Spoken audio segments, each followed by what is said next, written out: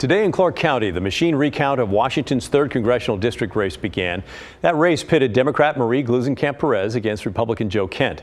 Now, this recount will affect all 7 counties that make up the 3rd Congressional District, so each of the counties are going to have to do this. Clark County is just the most populated, therefore it has the most to get through.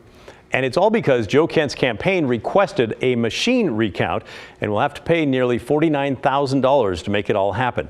A machine recount is only an audit of the undervotes. That happens when a voter does not make any choice in that specific race.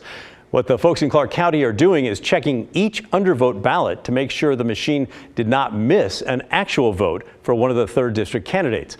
In Clark County alone, they have about 2,400 undervotes for the 3rd Congressional District race that they have to get through.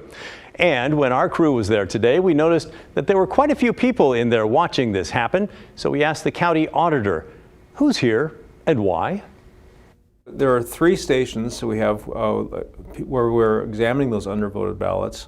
So we have two county employees, 2 elections office employees at each station who are pulling up the ballots, pulling up the batch. So ballots get scanned in batches, and then in those batches we've identified what ballots have the undervotes. So they're pulling up the batches, then they're pulling the ballot out of the batch, then they're looking at the ballot, and then looking at the that exact race to see if it was properly recorded as an undervote.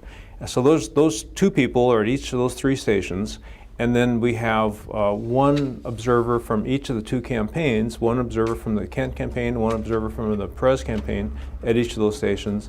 And then in Clark County we have 3 organizations that provide certified election observers: the Republican Party, the Democratic Party, and the League of Women Voters. And we're allowing 1 representative of each of those organizations to also be in that room. That's interesting. I didn't know that. After all the counting is complete, the Clark County Canvassing Board will meet next Tuesday afternoon to certify any changes in the vote totals. And for those of you hoping the outcome of the race will change, not likely.